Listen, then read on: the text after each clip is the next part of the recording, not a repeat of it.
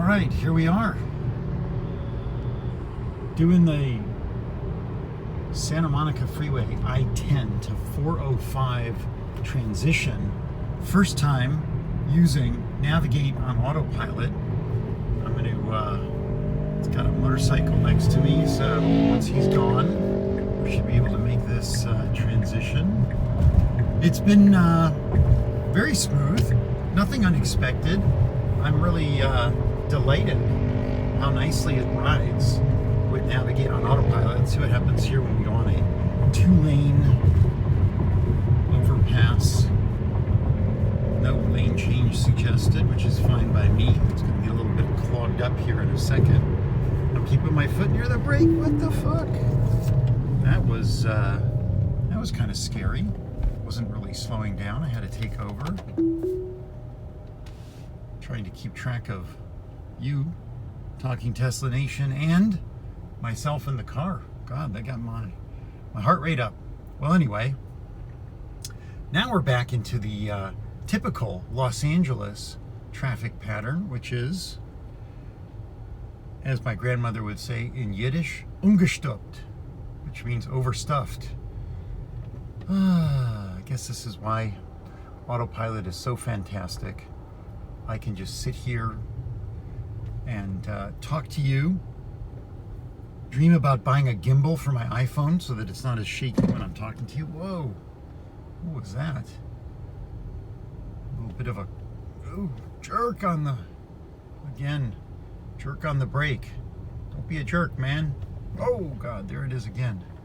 I don't know what the hell's going on. Is it thinking that people are merging into me? You'll notice if you look at the screen down on the binnacle, there's like these cars are dancing around, which a lot of other folks on YouTube have shown this tendency for the cameras to not keep the vehicles around you in sort of their true orientation. They sort of jump around a lot. I think they call that something to do with the refresh rate.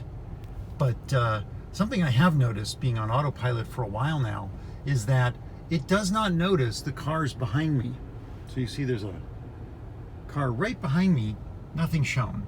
I don't think it's taking into account everything or anything that's coming through the rear camera.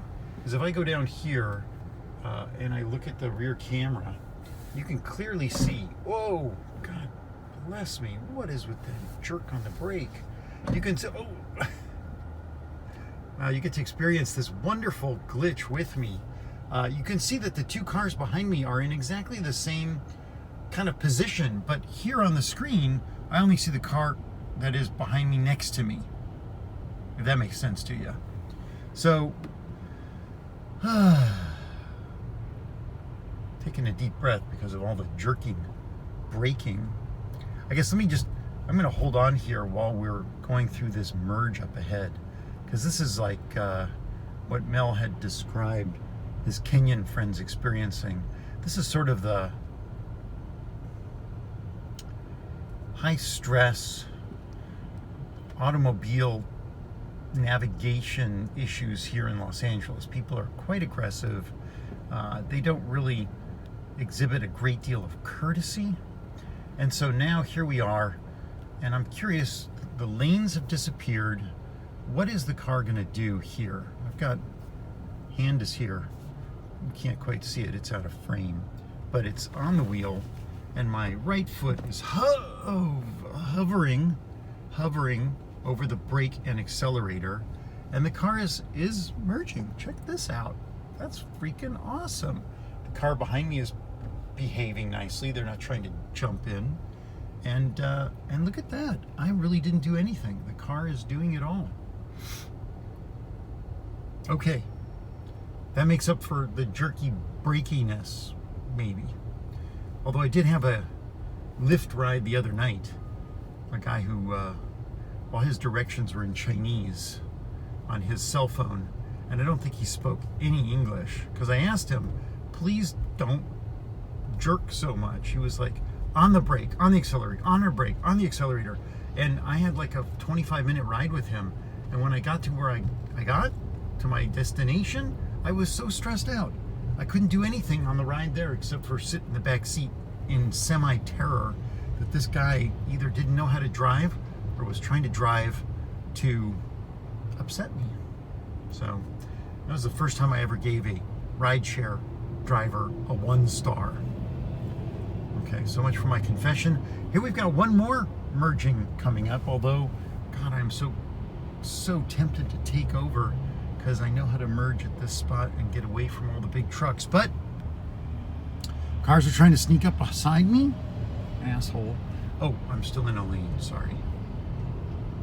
Here we go. Let's see what happens. We're coming into a very tight section. A lot of cars. My lane is disappearing. Car behind me is being nice. Oh, we stopped. Trying to complete maneuver. Be prepared. What? All right. But it did. It completed the maneuver. I just feel a little bit anxious because I've got like other Teslas zipping by me and confirm lane change. Here we go. Yes, we do want a lane change.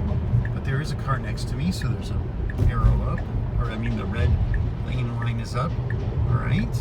We've done it. We've completed maneuver. Again, trying to complete maneuver. There's like this massively large truck structure next to me.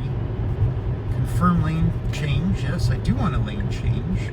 Wouldn't it be nice if it could do what it shows on the binnacle? Just zip up through between the cars, but I don't think the other cars would appreciate that.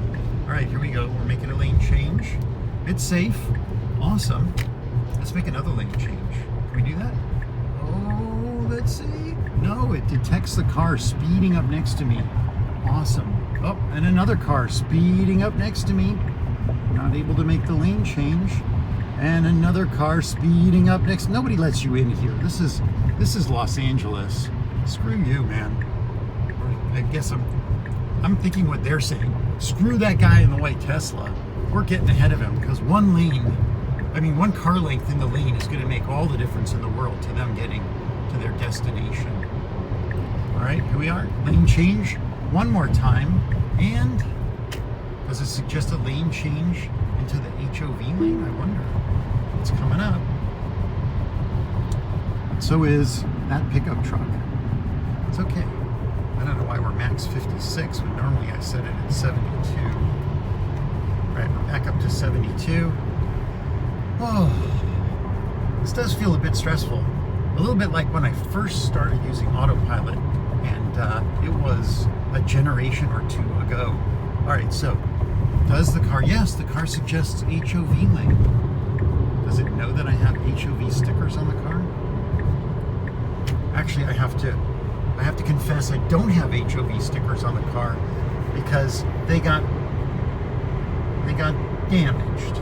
When my rear bumper had to be, redone, all the HOV stickers came off.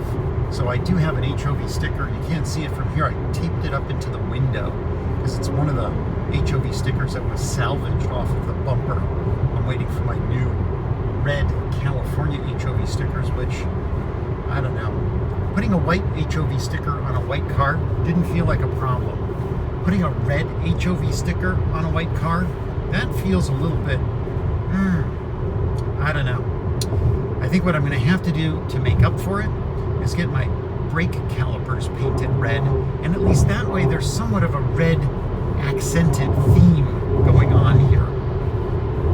All right, well, that's it for this little navigate on Autopilot with Tesla V9, and my version is 2018.42.2 19E7E44. Wow, that's a mouthful. I hope you enjoyed it. Oh, better be paying attention to the car now. I'm too busy reading the operating system title. That's it for me, Robert at Talking Tesla. If you like the video, make a notation, like I think it's below. You can put down that you like the video, and see you next time. Ciao.